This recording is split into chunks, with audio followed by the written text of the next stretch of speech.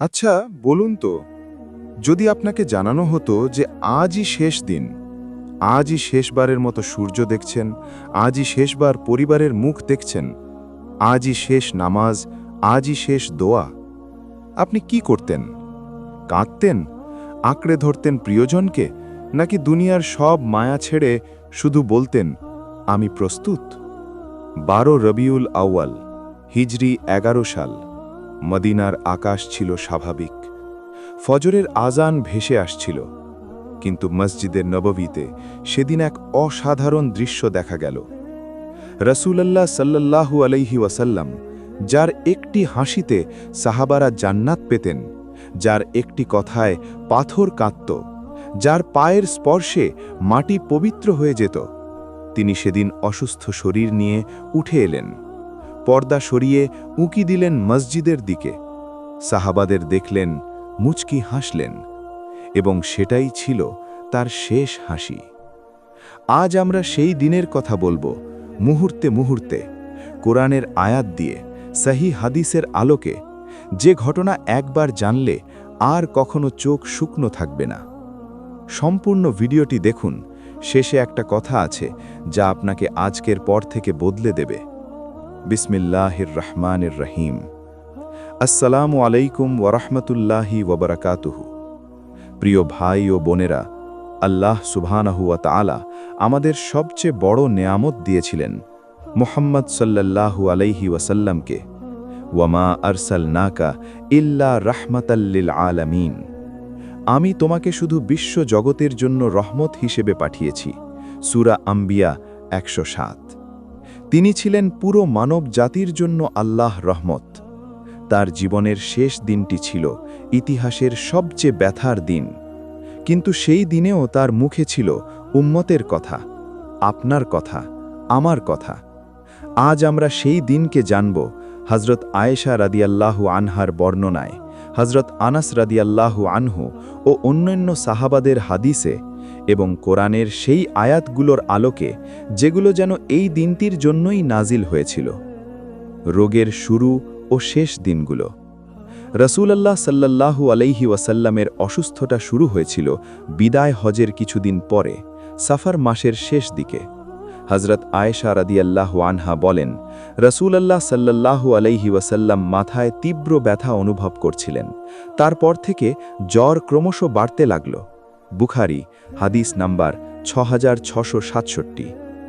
সাহাবীরা লক্ষ্য করলেন রসূলুল্লাহ সাল্লাল্লাহু আলাইহি ওয়াসাল্লামের মাথায় কাপড় বাঁধা।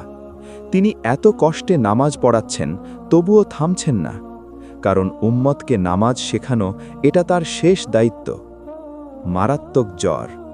হযরত আব্দুল্লাহ ইবনে মাসউদ রাদিয়াল্লাহু আনহু একদিন রসূলুল্লাহর হাত ধরলেন, বললেন, ইয়া রসূলুল্লাহ, আপনার শরীর এত গরম কেন? রসূলুল্লাহ হাসলেন, বললেন, হ্যাঁ, আমার এমন জ্বর হয় যা তোমাদের দুজনের জ্বরের সমান। বুখারী, হাদিস নাম্বার 5648। একজন নবীর জ্বর দুইজনের সমান, কারণ তার মর্যাদা যত বেশি, তার পরীক্ষাও তত বেশি। কিন্তু তিনি অভিযোগ করেননি, বরং বলেছিলেন, এই কষ্টেও পাপ মোচন হয়। মা ইউসিবুল মুসলিমু মিন নাসাবিন ওয়ালা ওয়াসাবিন ওয়ালা হাম্মিন ওয়ালা হাজানিন ইল্লা কাফফারাল্লাহু বিহা মিন খাতায়াহ।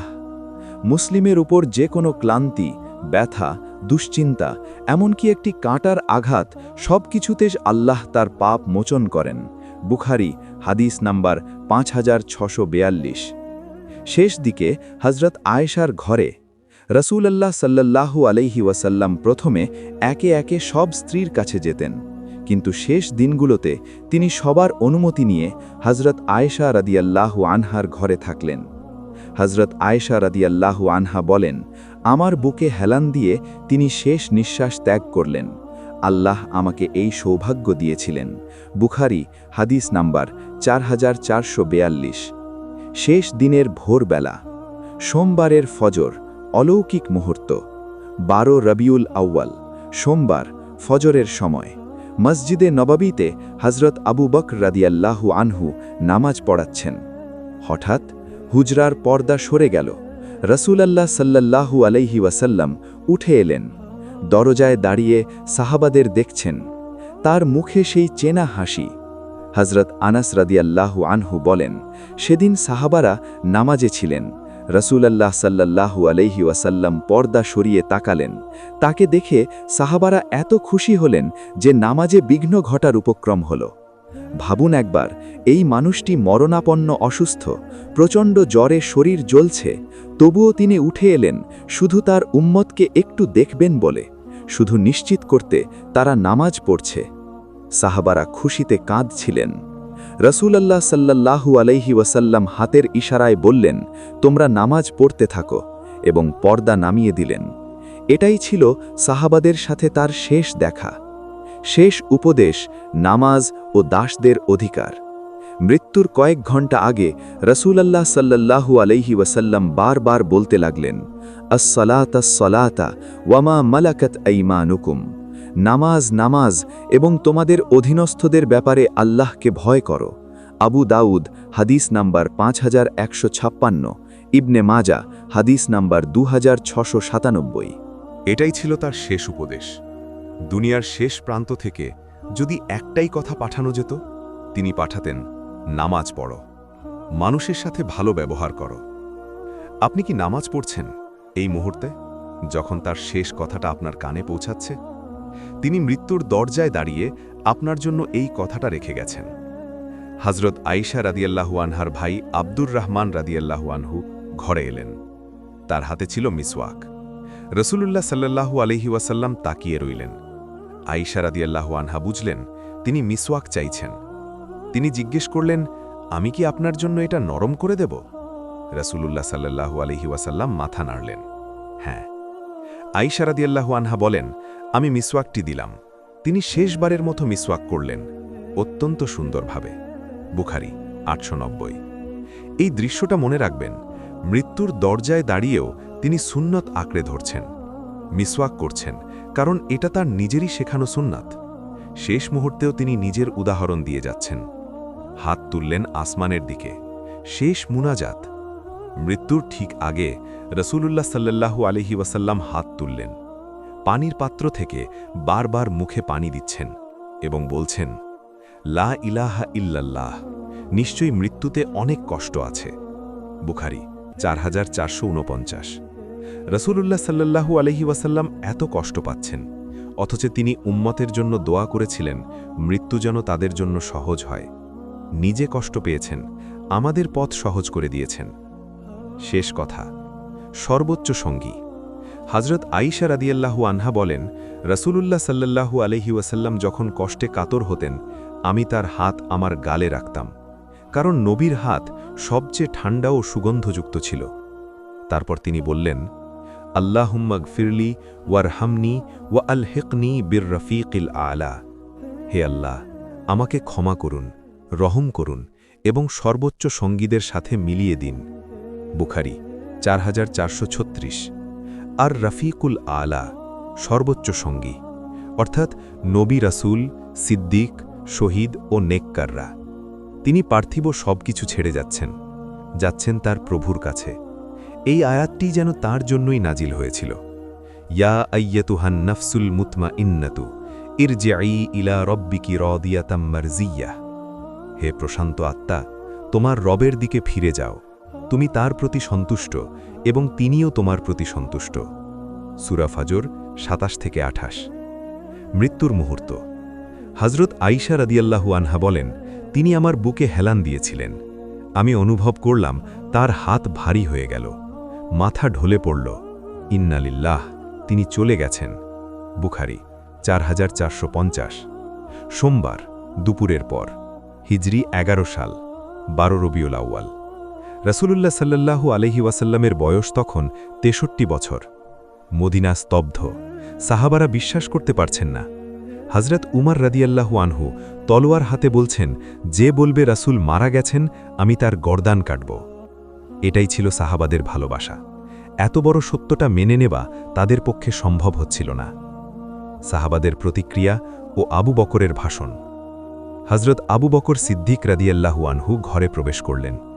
রাসূলুল্লাহ সাল্লাল্লাহু আলাইহি ওয়াসাল্লামের মুখ থেকে চাদর সরালেন, কপালে চুম্বন করলেন এবং বললেন, বি আবি ওয়া উম্মি, আমার মা বাবা আপনার জন্য কুরবান হোক। আল্লাহ আপনার জন্য একটি মৃত্যু যথেষ্ট মনে করেছেন, আর দ্বিতীয় মৃত্যু আপনার জন্য নয়। তারপর বের হয়ে এলেন। উমর রাদিয়াল্লাহু আনহু তখনও বলছেন রাসূল মারা যাননি। আবু বকর রাদিয়াল্লাহু আনহু তাকে থামালেন এবং যে ভাষণটি দিলেন তা ইতিহাসের সবচেয়ে গুরুত্বপূর্ণ ভাষণগুলোর একটি। ওয়ামা মুহাম্মাদুন ইল্লা রাসূলুন কদ খালাত মিন ক্বাবলিহির রুসুলু। মুহাম্মদ একজন রাসূল মাত্র, তার পূর্বে অনেক রাসূল গত হয়েছেন। তিনি যদি মারা যান বা নিহত হন তাহলে কি তোমরা পিছনে ফিরে যাবে? সূরা আল ইমরান 144। হযরত আনাস রাদিয়াল্লাহু আনহু বলেন, এই আয়াতটি তখনই সাহাবারা যেন প্রথমবার শুনলেন। সবাই কাঁদতে লাগলেন। বুখারী 4456। কান্না ও শোকের সমুদ্র। পুরো মদিনা শোকের সমুদ্রে ডুবে গেল।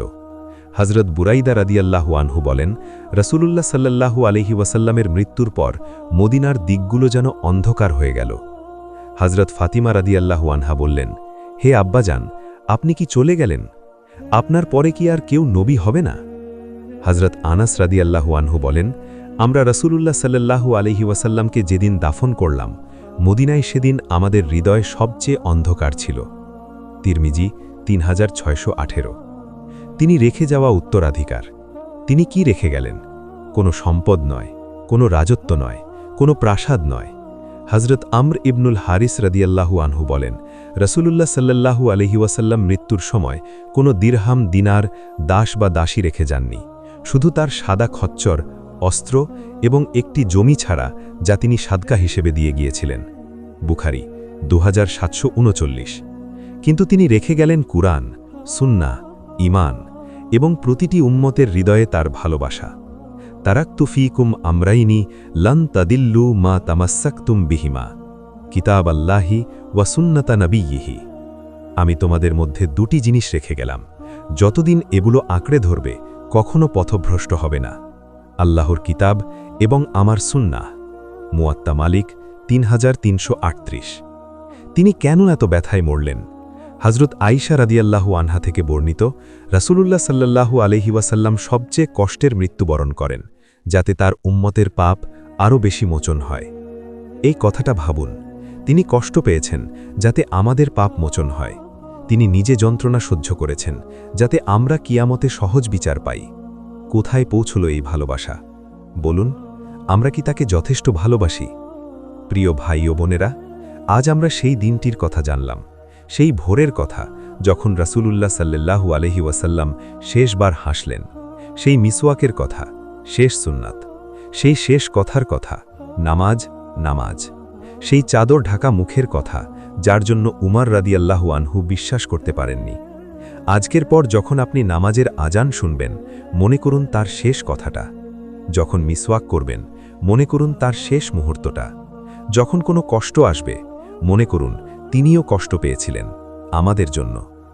আল্লাহ সুবহানাহু ওয়া তাআলা আমাদের সবাইকে কিয়ামতের দিন তার শাফাআত নসিব করুন, হাউজে কাউসারের পানি পান করার তৌফিক দিন এবং জান্নাতে তার প্রতিবেশী হওয়ার সৌভাগ্য দান করুন।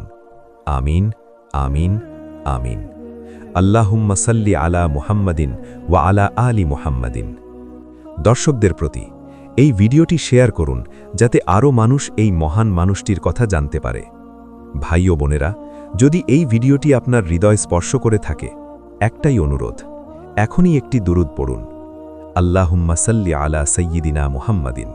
কারণ তিনি বলেছেন যে আমার উপর একবার দুরূদ পড়বে, আল্লাহ তার উপর 10টি রহমত নাজিল করবেন। ভিডিওটি লাইক করুন যাতে আরও মানুষের কাছে পৌঁছায়। সাবস্ক্রাইব করুন, এই যাত্রা আরও চলবে। শেয়ার করুন, প্রিয়জনকে এই কথাটা জানান। আল্লাহ হাফেজ। আসসালামু আলাইকুম ওয়া রাহমাতুল্লাহি ওয়া বারাকাতুহু।